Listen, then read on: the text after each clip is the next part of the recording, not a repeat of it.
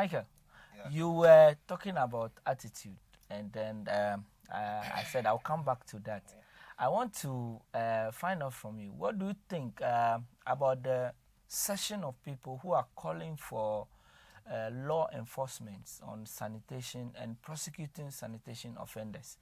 This has to do with their attitude. What do you have to say? Well, the call to prosecute people is a good call, and from the what is happening in the system now, some few people are being tried. There are sanitation calls that have been set up among others, but it is not enough because it's hardly for you to hear that someone has been arrested and being prosecuted. Daily, such offense is being committed. Okay. So if you tell me just about 40 people have been prosecuted in just in 2 years, it means you have not done anything. There is a failure over there. So when we were young, there is this what we call the town council. Town council. Town council, where people, inspectors will almost every week, they will come to your house, and when you hear that they are coming, I was young by then, you run to go and hide all your whatever waste that you have in your house. You will hide it. You don't want them to see that one. Not even waste. Wash dishes. Yeah. Excellent. So all these things are done. I think some of these things need to be brought back. Sanitation police officers who will be positioned at strategic places. Okay, apart from this, we are in let's say a technological world now. In case maybe we can't afford to put personnel over there, we can use technology. Street camera. Okay, Kuwait. I was talking to a friend the last time. He said, Kuwait, if you don't know and you do something like outside that is against the law, within some seconds, you'll be traced to your house. Correct. And you'll be surcharged. I believe that we can put cameras at strategic places that it can spot people who commit offenses and will trace them to their various locations. Arrest such people, prosecute them. Okay. Then number two, one of my hero municipal chief executives was Alfredo Kovanabo. Okay. Because during his time, he pulled down structures on waterways, many of them. A lot of people did not agree to that, but even though it's rendered people homeless and whatever, but I think it solved a problem because I live closer to somewhere and those places, and I can tell you for a fact that for now, some of those things have been eliminated to a higher extent. So apart from the fact that we, the individuals, must rise up to our responsibility, change our way of thinking, that when I dump to the environment, the Zoom Lion officials will come and take it, the Zoom Lion will collect it for me. When those attitudes are changed, if it is not being changed, the state should enforce the laws, arrest offenders, they should be prosecuted, and I believe it is just the beginning. Above all, like my brother said, education. What Ona is saying, do you think the government of the day or the successive government should be blamed for the woe of sanitation we have in this country?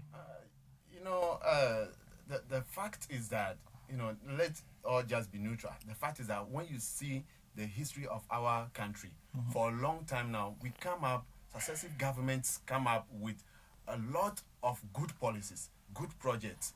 What do we see? Day one, they pass it. Day two, they follow up small. Day three, nothing happens again. So the implementation stage, monitoring, none, zero. I would say zero, because a lot of policies came up. We all applauded the policies, and then they never saw the light of day. You see, this have been problem for years and years now. So I was following the tweet of Mr. President the other time, and then he said, unless people change their attitude, the flooding is going to be with us. And it's true. Yeah. It's true. But now leadership, if people change their attitude, you leaders, you those who are in position, what are you doing? And as Mr. Ona is saying, the policies have to be very, very strong. And, this National Sanitation Day. It went off. It went off. You and I, we know, it went off. And when it came, we all embraced it. It was a good initiative. It was a very good policy. But never saw the light of day. And, this day, when you go to the Central Business District of Accra, Makola area over there, every first Saturday of the month, they say it's the National Sanitation week or day. Every shop owner stands in front of his or her shop, waiting for 10 o'clock or 12 o'clock. They open. Nobody goes around. So I think the issue of the town council guards or the town guards and all those sanitation police or policy guards, they all have to be brought back. You see, so that we can tackle the issue of sanitation strongly once and for all, and then we find a sustainable solution. I know that this particular era, we have a Ministry of Sanitation, and comparing the system of having Ministry of Sanitation and in the days where we don't have Ministry of Sanitation, is there any change? Is it that government is not doing enough? I think one of the problems of the leadership has been the fear of losing elections. Policies have been are in place, laws and bylaws, numerous of them. But at times when the laws are being enforced and citizens begin to rise and voice out their needs and all those things, though we know that when we enforce the law, it is right, it will help the entire nation. The fear of losing election makes us hurt the process, and it has happened in successive governments.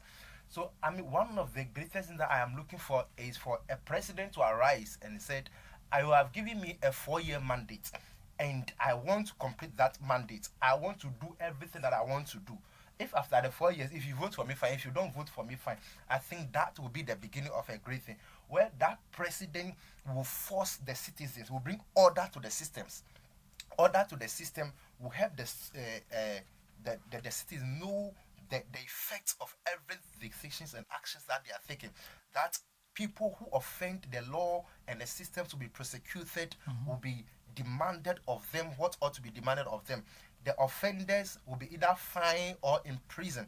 I believe when some of these things are done, it will go a long way. And that president, I believe, will leave the greatest legacy, because all the wrongs and the ills in the system, that person will be bold enough to confront it, because he knows that he is thinking of only the 4 years that have been given to him. And he will work within it to ensure that the right thing is done. So leadership is our biggest bane. Let's look at the area of service providing in the sanitation sector. A lot of people who think that there is too much monopoly in that sector, and that the monopoly is not helping for us to get a good service delivery. Let me go to you, Frank. What do you say about that? Personally, I think it doesn't matter if we have a 1,000 service providers in the sanitation area, because we see a lot of these things happening. Company has been monopolized or has been sold to a private entity, and then the service is poor or is bad. But the fact is that when this sanitation management is invested in one company's hand, I think it's the job of the authorities to make sure that that entity does the job that is paid for. Because if it's been, made viable to any other person to come in, it still has to come down to what? Monitoring. The job being done. The job being done. So if it's one, we cannot, monitor it well to do the job. What about if it's 1,000? So I'm thinking that when we have plenty players in the field, it might even be more difficult for us to monitor them compared to if we have one. So the monitoring of one person is easier. So let's capitalize on monitoring the only one that we have, or the only two that are in the system. Let's make sure that they do the job that we pay them for. The taxpayers' money is going to pay them for a service that they are not providing. So let's make sure, the authorities, to make sure that they provide the services that they are taking our money for. Okay, that is good. Ona, so is Kofi trying to suggest that we don't have good monitoring and evaluation team from the system that is making sure that the service providers give us value for money? Well, I don't know the content of contracts that the state or various MMDs have with sanitation providers. So I will not pretend to know and say something over there. But I believe that if there is any contract exists, there should be check and balances to ensure that the work that ought to be done is done. So so that people will not be paid for what they have not done. And I think that is the issue. So if there is a solid contract between the MMDs and the waste collector, then there must be effective monitoring of those things to ensure that at the end of the day, when people present bills of payment, it is the true payment that is given to them. They're not being paid for work that is not being done. That is number one. Then going back to the question that you asked earlier, I think currently there is no, I'm not sure there is monopoly in the system. Waste management in this country now is a business, and no one is preventing anyone from setting up a company or an entity to let's say to run waste services in this country. We of late you can see a lot of trucks moving around collecting waste. They are making money, so anyone at all can go into that system. Personally, I know quite a few number of huge waste management companies and entities. Um, I think the problem mainly is about how do you call it, the availability of dumping sites, or let's say recycling of the waste, so that those who come to collect it will take it to where they are supposed to go to. Because you can be there for days, those trucks they are not coming. Later on, what they will tell you is that where they are be dumping the waste is full, is fill up. So I think when we check some of those angles, it will help to reduce the distance. Let's talk a little about the flooding issue in Ghana, especially in Accra. Many has complained and they are saying that the issue is about the gutters being choked, and that is why we have a lot of flooding in Accra. But I see that we have one major drain in Accra, that is the Odo, or the main gutter that most of the smaller drains join to enter the Kole. Now, I want to ask you, looking at the pressure that comes when it rains, are you sure that the Odo drain alone is enough to cater for the flooding issue? Should the drain even be clean and not choked? Ms. Agbali. One entity in our ministries that we have to blame. After blaming them, we come back to ourselves. Is the town and country planning. Those people responsible for locating our buildings and structures that we put in our communities.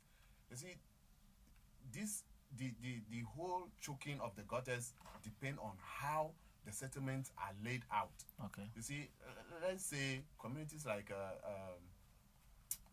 Choco, Kolegono, the one that we know, this Kolebu side, and then Mamprobi. Those communities, you rarely hear of them. Maybe the Mamprobi police station, something went down over there, and then maybe some water collects over there when it rains. But a lot of these places, if you see the layout from Kwame Nkrumah's time, let's say, so to speak, the streets are nicely, demarcated. Okay. Yeah, and then you see the houses, they are sparsely located. You see, so what do we see in today's settlement? So the town and country planning committee or council, they have to come up and do a lot of planning and enforcement, because when people buy lands and they are going to set up their houses and whatever it is, they have to allow ample amount of spaces between buildings, between structures, so that people are even building on the one that is left. Yes, you see, because population, sometimes we blame our leader because their vision is a little shorter, because they don't project into the future that maybe in a 10-year time, in a 20-year time, this population will multiply. It will quadruple, or it will triple, or it will so and so. And the same thing goes to the construction of our roads.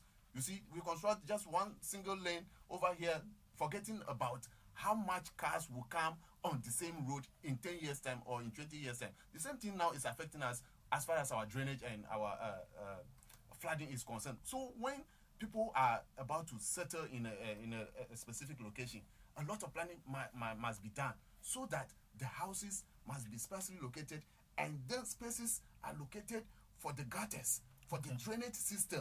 The drainage system must be one of the key issues that they look at before people are allowed to settle in a specific area. And so for the Odo, the college side over there, that drainage is so small, because the water that runs into that drain, you can see that it's from almost a lot of Accra. Even up from Nsawam. From Nsawam, yeah, from a lot of Accra, dumping into that drain. And that drain is too small. And it's going to continue. Okay. And Mr. Ona made mention of one MCE who took a drastic measure, scattered some structures to make way for what? For that those are the policies that we want. We have to take drastic measures. Okay. When this thing has to be there, it has to be there. When it doesn't have to be there, Okay. it should not be there. Okay. Let's make the policies work, no matter who it affects. Okay. Okay. Una, please, I would like you to add your voice. How about open gutters, closed gutters?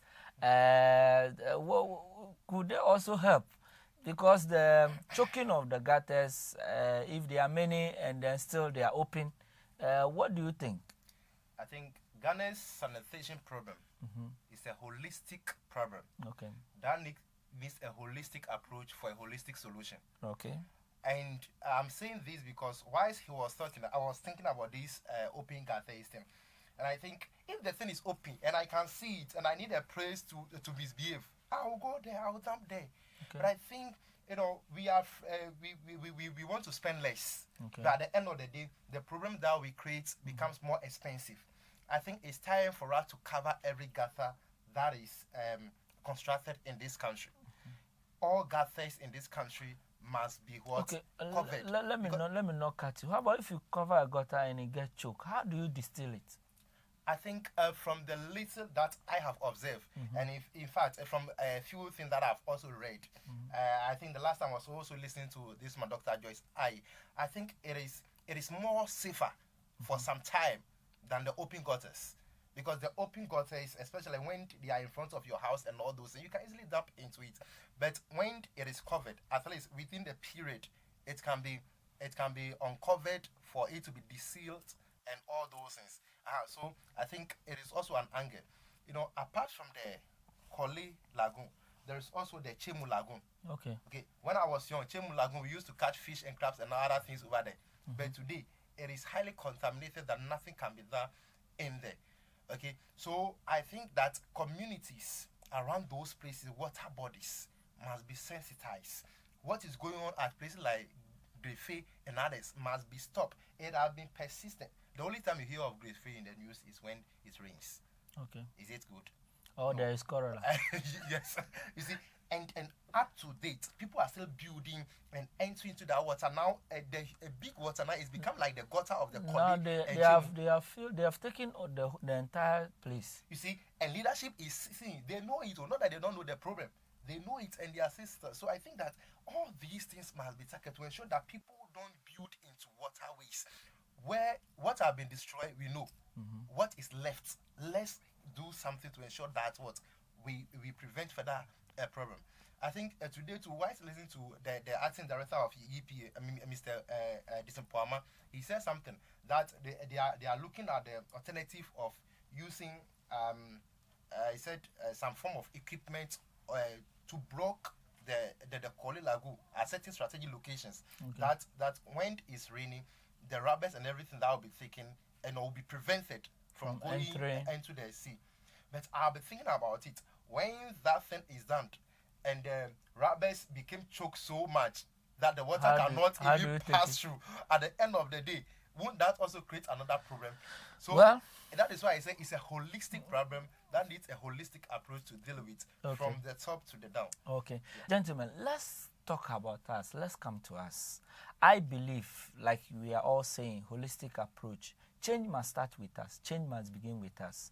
And whatever we want to see, whatever change we want to see, we can continue complaining, blaming leadership, saying all we can say.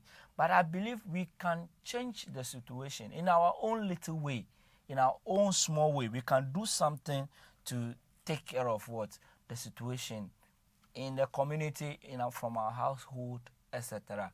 What do you think must be done to handle this problem from a local level, from the household level? We always say this saying that we think global and act locally. And I think that is what needs to be done in this sanitation issue. Because this issue lives with us as individuals. So we cannot go out there and preach that gospel without us practicing it in our homes. So in our own homes, we have to start practicing how we dispose of our own waste, how we get rid of our polythene bags, how we get rid of our paper bags and all bottles and everything. We have to make sure that we start from ourselves. And then I think our institutions, our authorities should also provide the atmosphere conducive for us to keep on practicing that lifestyle. Because when I keep my plastic bottles in my home, I don't have any recycling plants to take it to, either for money or without money. If I don't have any place to take it to, then I'll be forced to dump it anywhere that Okay. I can. So I think the authorities should also create the atmosphere. And I think what we should all be looking at is the fact that nowadays the recycling is, should be amplified. And I see the Accra recycling plant and all those things. We need more in the country because of the amount of waste that we generate. Yeah, we need a lot more of those things so that, we can take care of those waste so that, the waste, we can get something from it. And, what about the people who are going out in the dawn, in the night, in the afternoon, under the hot sun, collecting the pure water rubber bags? If they are getting something, they will keep it. So if I'm getting something for my waste in my house, I'll also keep it properly and then dispose it off properly. Okay. So I think the authorities should also provide us with the atmosphere to go ahead and then do the right thing. Okay, Michael, let me come to you.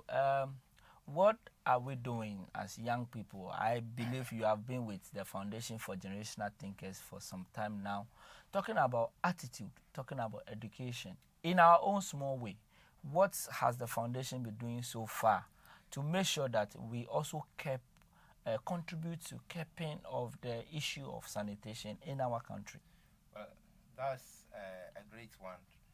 I think Rosie Consort is fortunate to have partnered with Foundation for Generational Thinkers in organizing a series of activities and initiatives to educate the public on some of these things, and focusing especially on the school children and the youth. I think last year we organized a quiz and a challenge competition where at the end of the day students were tasked to research into sanitation.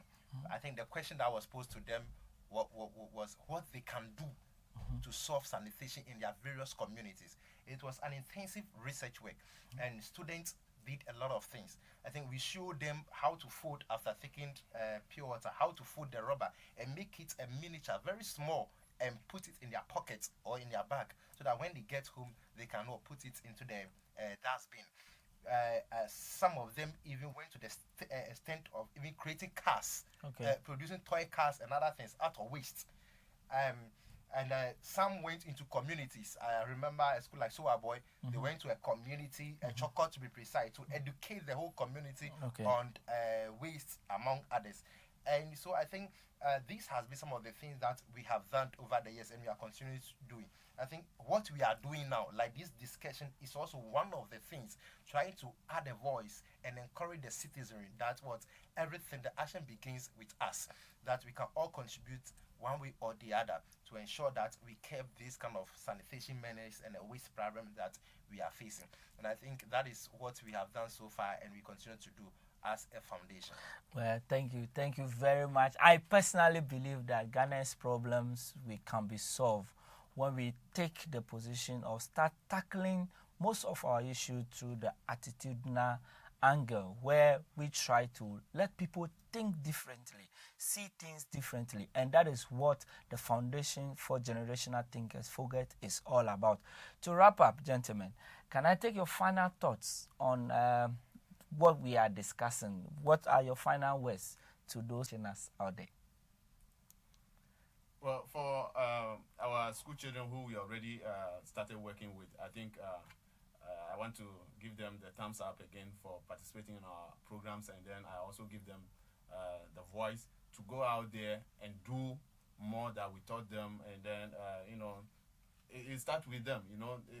All that we do has a trickle down effect, because we teach them, they take it to their family and friends, and then they also take it to other people in the community. So they should continue doing that, because no matter what we do today, no matter what policies are in place, we have to change by the person. If the person does not change, nothing changes. So the individual has to change. So I think what we are doing, our students, I applaud them. They should take the message to their families and community, and then we'll get what we want. Okay, Una. Permit me to quote the President of the Republic, His Excellency Nana Addo Dankwa Akufo-Addo. He said, and I quote, "Until we change our attitude, this problem will still be with us." So as individuals and as citizens, we have to take the responsibility. It begins with us. How do you feel when it rains and enters your room, or you see on the television people are dying as a result of flooding, and you go and dump waste into the gutters, just leave it on a car somewhere, leave it at the back of somebody's room? How do you feel when you see on the television all these things? Let it begin with us. Then number two, our leadership too must rise to formulate policies. I know that there are many policies. Let's enforce the laws. Let's enforce the regulations. Let there be proper planning of communities.